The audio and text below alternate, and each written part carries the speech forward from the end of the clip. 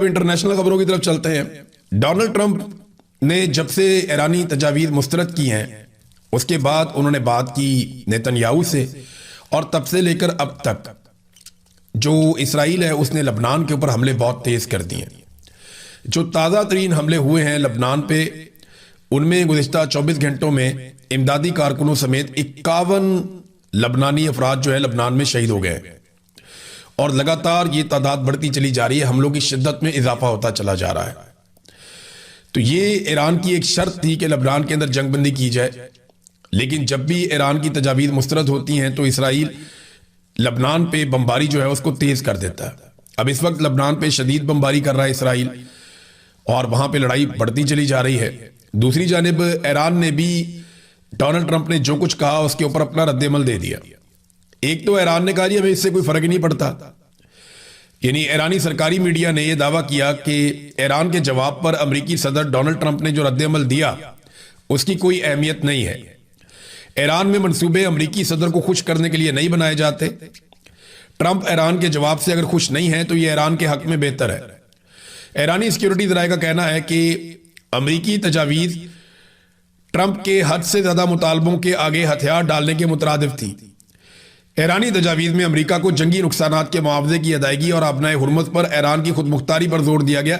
देखिए इसमें ना एक ईरानी वजारत खारजा के तर्जुमान है इस्माइल बकाई, उन्होंने जो बयान दिया है ना उसमें काफी क्लैरिटी है। उन्होंने कहा कि ईरान के मुतालबात बड़े माकूल और जिम्मेदाराना मुतालबात हैं, जबकि उन्होंने अमेरिका पर यकतरफा और गैर मकबूल मौक़िफ़ थोपने का इल्जाम आयद किया। वो ये कहते हैं कि ईरान का मुतालबा ईरानी जहाजों के खिलाफ बहरी कज़ाकी का खात्मा, यानी वो जो नाकाबंदी अमेरिका ने की है वो खत्म की जाए, जिसे वो समुद्री नाकाबंदी कहते हैं।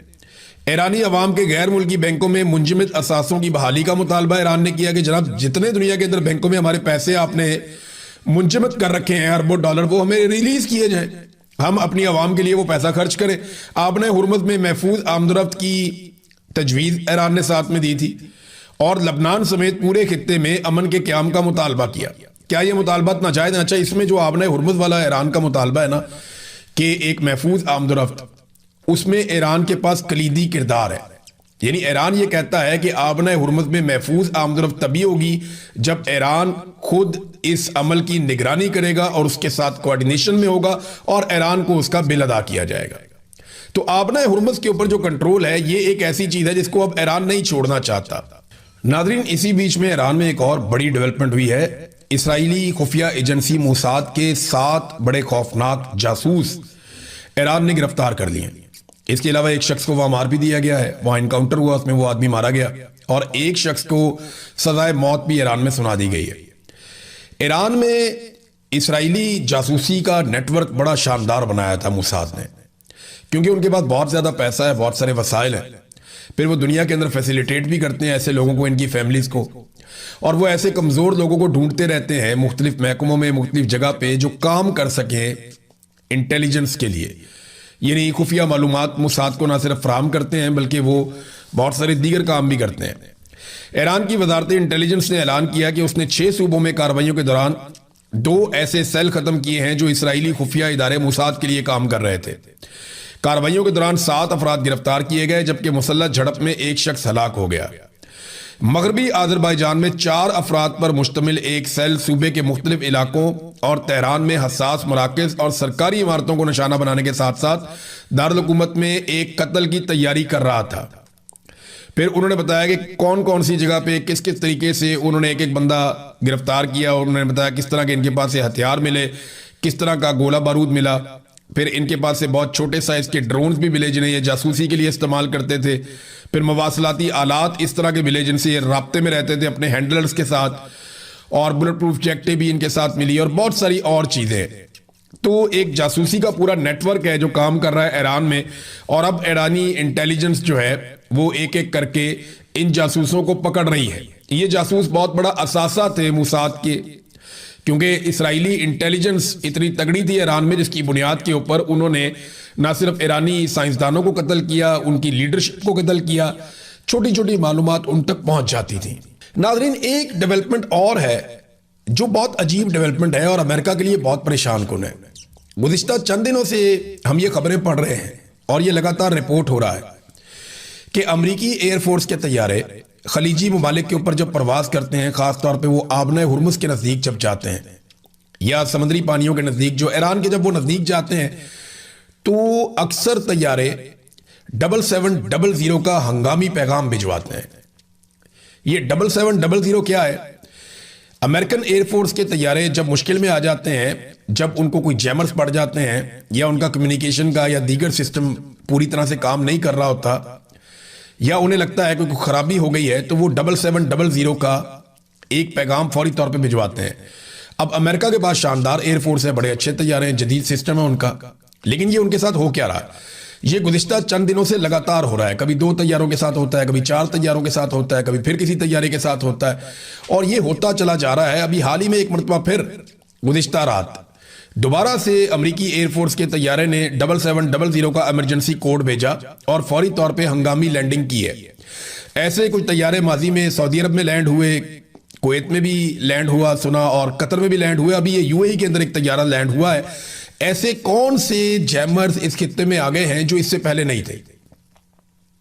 देखिए, इससे पहले जब अमेरिकन फोर्सेज आई थी और उन्होंने बहुत शदीद बमबारी की थी ईरान पे, तो तब तैयारों की जानिब से इस किस्म का शिकवा नहीं किया गया था और इस किस्म के कोड्स भेजे जाने की इतला नहीं थी। अब लगातार जब से एक अमरीकी तैयारा ईरान में गिरा, पायलट वाला मामला हुआ, उसके बाद से लेकर एकदम सूरत-ए-हाल बदल गई है। अब ईरान की जो फिजा है वो अमरीकी एयरफोर्स के तैयारों के लिए वैसी नहीं है जैसी माजी में थी। ये कौन से जैमर्स हैं? देखिए, जब इंडियन पायलट्स पाकिस्तान पे अटैक करते हैं तो उन्हें भी इस किस्म की सूरत-ए-हाल का सामना करना पड़ता है। इंडियन एयरफोर्स के अंदर इस बात की बड़ी डिस्कशन है कि वो पाकिस्तानियों में मारते कैसे हैं। वो पाकिस्तानी तो धोखे मारते हैं उनको। 2019 में मारा, उसके बाद 2025 में फिर मारा, और जब भी इंडियंस ने इस तरफ का रुख किया तो उन्हें बड़े शदीद किस्म के जैमर्स का और चीज़ों का सामना करना पड़ा। तो चाइना के पास भी बड़ी शानदार टेक्नोलॉजी है। मैं कुछ ज़्यादा कहना नहीं चाहता, लेकिन अमेरिकन को एक नई सूरत-ए-हाल का सामना है, और इसराइल को भी है। इसराइली जो आर्मी चीफ है, चीफ ऑफ स्टाफ अयाल ज़मीर, उसने ये स्टेटमेंट दिया है कि हमें फौरी तौर पे हज़ारों फौजियों की ज़रूरत पड़ेगी, क्योंकि जिस किस्म की लड़ाइयाँ इसराइल ने इस वक्त छेड़ दी हैं, इन लड़ाइयों में परफॉर्म करने के लिए और सरवाइव करने के लिए इसराइल को मजीद हज़ारों फौजियों की ज़रूरत है, और उन्होंने अपनी डिमांड डाल दी। और ये बात एक दफ़ा नहीं, कई मरतबा इसराइली चीफ ऑफ स्टाफ ने की है कि मुझे मजीद फौजी चाहिए, वरना सिस्टम कोलैप्स हो सकता है।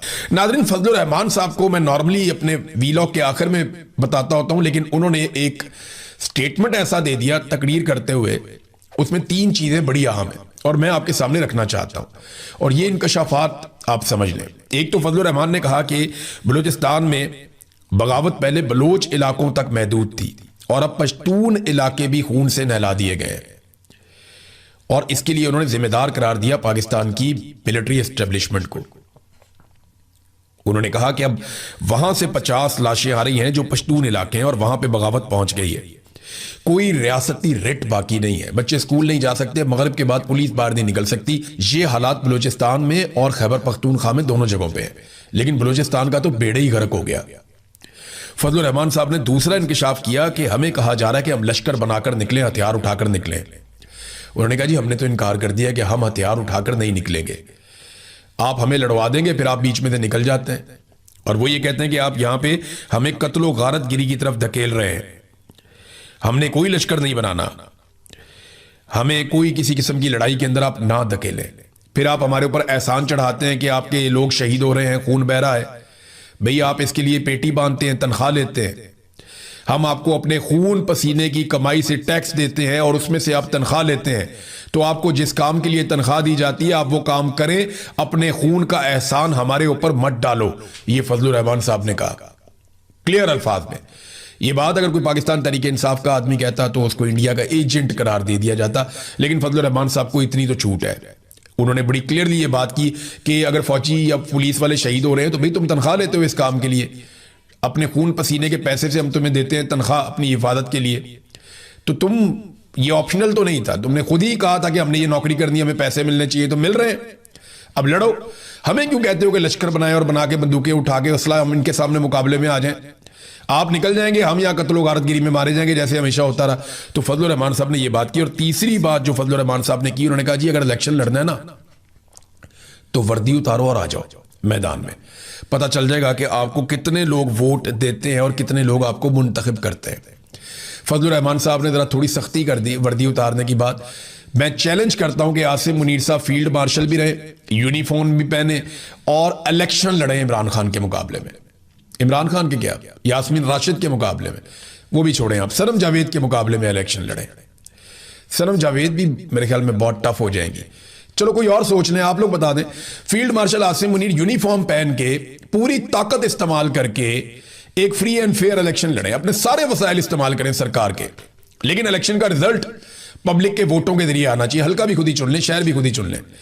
ये इलेक्शन नहीं, एक इलेक्शन नहीं जीत सकते। वो फजलुर रहमान साहब ठीक कह रहे हैं कि वर्दी उतार के लड़ो, लेकिन मैं तो कहता हूं वर्दी पहन के भी नहीं लड़ सकते। ये सिर्फ बंद कमरों में बैठ के इलेक्शन चोरी कर सकते हैं और कुछ नहीं कर सकते। खैबर पख्तूनख्वा में बहुत सारे ऑपरेशंस की इत्तलात आ रही हैं। इसके बारे में खैबर पख्तूनख्वा की हुकूमत ने एक तरदीद जारी की है और पीटीआई खैबर पख्तूनख्वा ने इसको शाया किया। वो ये कहते हैं कि किसी नए फौजी ऑपरेशन की मंजूरी नहीं दी गई, सोशल मीडिया के दावे बेबुनियाद हैं।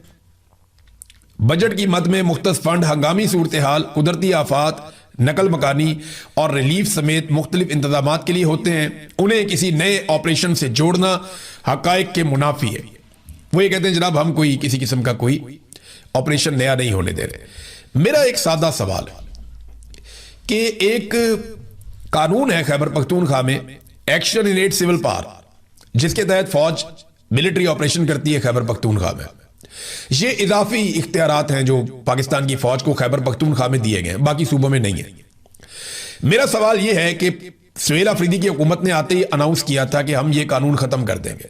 इस कानून को खत्म करने के लिए उन्होंने अभी तक क्या किया?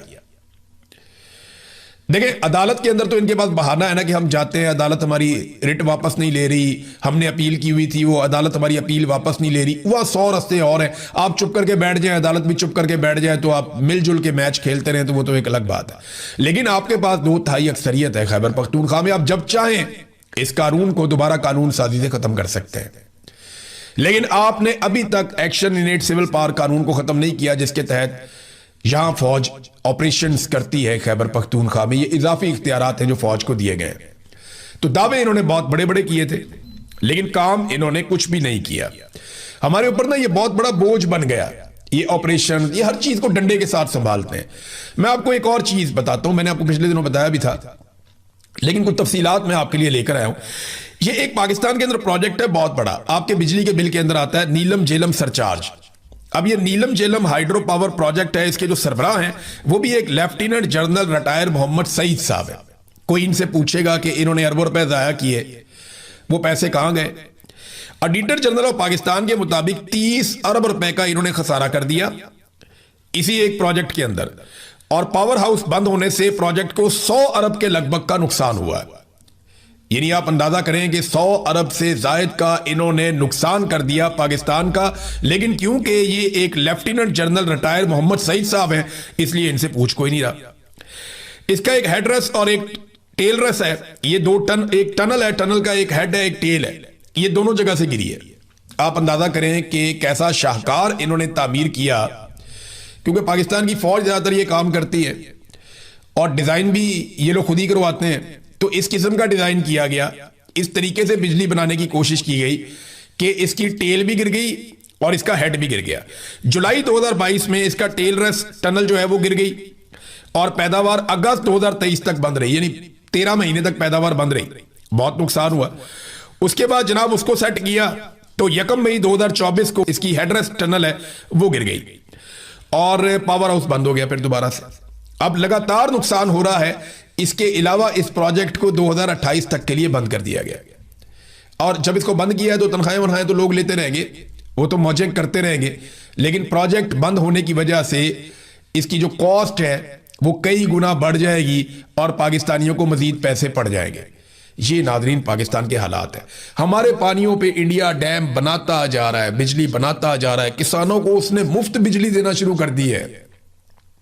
वो कई सूबों के अंदर वो छोटे इस्तेमाल करने वाले लोगों को, सारिफीन को मुफ्त बिजली दे रहा है इंडिया। वो तरक्की करता जा रहा है, आगे बढ़ता जा रहा है हमारे पानी के बलबूते के ऊपर।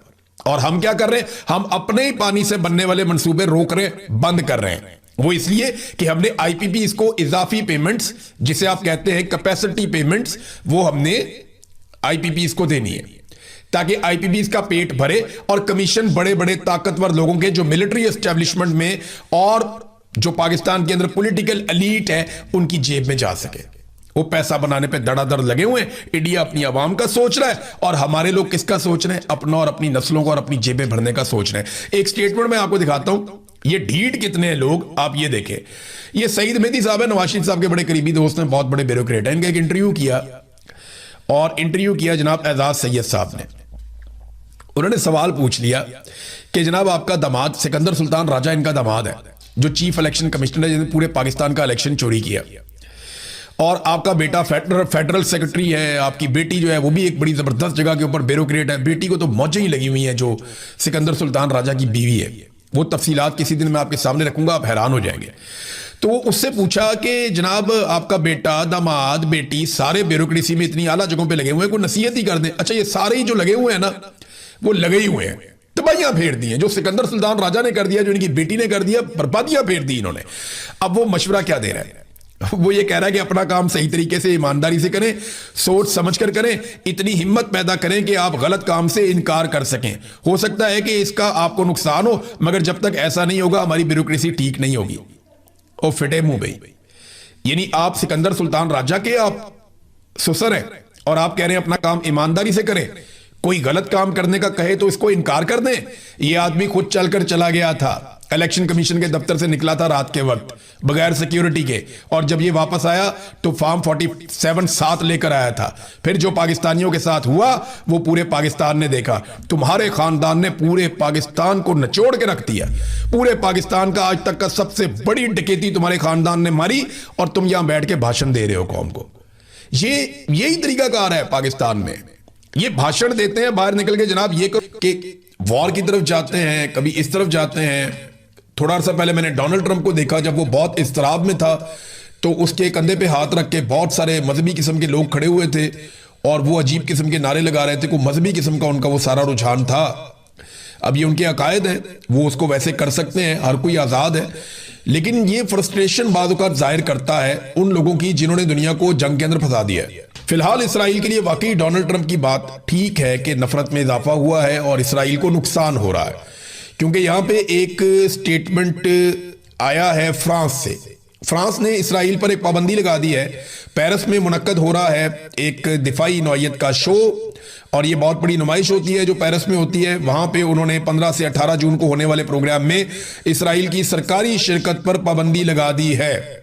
इसराइली हुकूमत और वजारत दिफा के नुमाइंदों को इस नुमाइश में शिरकत करने या अपना कौमी पवेलियन लगाने की इजाजत नहीं होगी। यानी ममालिक आते हैं ना, पाकिस्तानी भी जाते हैं, बाकी दुनिया के ममालिक भी जाते हैं, अपने अपने दिफाई हथियार लेकर जाते हैं। वहां पेरिस के अंदर उस शो के अंदर वो दिखाते हैं कि हमारे कौन से हथियार हैं, कैसे हथियार हैं। तो इसराइल को अब इस बात की इजाजत नहीं दी जा रही। फ्रांस ने इसराइल पर पाबंदी लगा दी।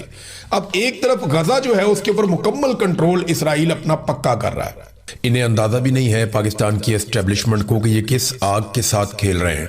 ना इन्हें तारीख का इदराक है, ना ये इन लोगों के बारे में जानते हैं, और ना इन्हें लोगों के शऊर का इस वक्त अंदाजा है। लोग किसी और तरह निकल गए हैं, वो कुछ और सोच रहे हैं, जबकि ये बहुत पीछे रह गए, 40 साल 50 साल पीछे। ना इनसे अब बयानिया बन रहा है और ना चीजें इनके कंट्रोल में आ रही हैं। एक बहुत बड़ा फेलियर इनके सामने आकर खड़ा है और ये किसी और पर मलबा भी नहीं डाल सकते। यानी मलबा किस पे डालेंगे? मैं आपको बताने वाला हूं कि DGISPR की जो मुलाकात हुई आज से चंद दिन पहले सहाफियों के साथ, उसमें से मैंने आज कुछ खबरें निकाली। ये बिल्कुल ऑफ द रिकॉर्ड मुलाकात थी। उसमें DGISPR ने सहाफियों पर दबाव डाला कि फलानी फलानी चीजें आपने करनी है, और सहाफियों ने उसके हवाले से सवालात किए।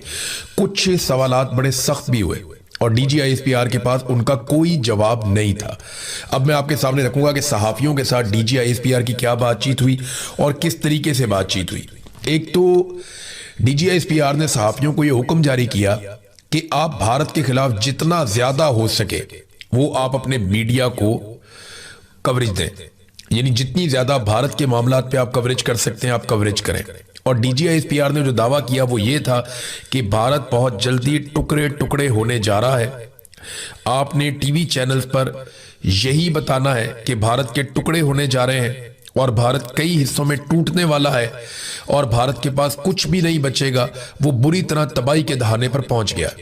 अब ये DGISPR ने मीडिया को जो ब्रीफिंग दी, जो बातचीत उनके साथ की, उसमें ज्यादा चीजें उन्होंने भारत के हवाले से की। और ये जो वाकयात हुए ना क्वेटा में या बलूचिस्तान में जो वाकयात हुए, ये उन वाकयात से पहले की बात है कि DGISPR ने मीडिया के लोगों को बुलाया, प्रिंट मीडिया के, इलेक्ट्रॉनिक मीडिया के, जिनमें कुछ लोग सोशल मीडिया पे भी काम करते हैं, और उन्हें कहा जनाब कि आप ये बयानियां बनाएं कि भारत के टोटे टोटे होने वाले हैं, बेड़ा गर्क होने वाला है भारत का। तो अब सहाफियों ने कुछ सवालात किए जिनके बिल्कुल उनके पास जवाब नहीं थे। एक सहाफी ने पूछा कि जनाब अगर भारत के टोटे टोटे होने जा रहे हैं तो बैनुल अक़वामी मीडिया में ऐसी कोई स्टोरी क्यों नहीं आ रही? आप हमें कह रहे हैं कि हम ये कहना शुरू कर देंगे भारत के टुकड़े होने जा रहे हैं, लेकिन हमारे पास ऐसी कोई कंफर्म इत्तला नहीं है या भारत से ऐसे कोई ऑप्टिक्स नहीं आ रहे, ना ही इंटरनेशनल मीडिया ऐसी कोई स्टोरी रिपोर्ट कर रहा है। तो हम ये कैसे कह दें जब इंटरनेशनल मीडिया ये नहीं कह रहा, किसी तरफ से कुछ ऐसी खबर नहीं आ रही? तो इस पे DGISPR के पास जवाब नहीं था। वो यही कह रहे थे कि मैं आपको बता रहा हूं ना, भारत के टुकड़े टुकड़े होने जा रहे हैं, उनकी पॉलिसियां बहुत खराब हैं, उनका बेड़ा गर्क होने जा रहा है। तो आप ये खबरें चलाएं अपने मीडिया के ऊपर, आप बताएं भारत का असल चेहरा पूरी दुनिया को। ये वो बार बार कह रहे थे। एक सहाफी ने वहां पे, गालिबन ये कोई प्रिंट मीडिया के जर्नलिस्ट हैं, उन्होंने कहा जनाब के टीवी चैनल्स तो टके टोकरी हो गए हैं पाकिस्तान में और मीडिया की अहमियत खत्म हो गई है। सोशल मीडिया के ऊपर अगर आप बात करते हैं तो भारत जो है वो उसको महदूद कर देता है, रिपोर्ट भी करता है। तो यहां अब आप अपना बयानिया कैसे चलाएंगे? मीडिया की तो क्रेडिबिलिटी खत्म हो गई। पाकिस्तान के मीडिया को तो लोग अब सुनते ही नहीं, हम अपनी मर्जी से कोई खबर दे ही नहीं सकते। तो जब हम ये खबरें देंगे तो लोग इनका असर ही नहीं लेंगे। जब ये कहा गया तो DGISPR ने कहा जी आपको सिर्फ अपनी फिक्र रहती है, आप कुर्बान कर दें अपने चैनल्स और आप पाकिस्तान की खातिर इतना नहीं कर सकते, तो आपको भारत के खिलाफ बात करने में क्या प्रॉब्लम है? तो वो और तरफ ले गए मामले को, जबकि कहा यह गया था कि आपने तो मीडिया को तबाह बर्बाद कर दिया, मीडिया की तो क्रेडिबिलिटी खत्म हो गई, इंटरनेशनल मीडिया में यह खबर चल नहीं रही कि भारत के टुकड़े होने जा रहे हैं। तो आप हमें यह कह रहे हैं कि हम ये खबर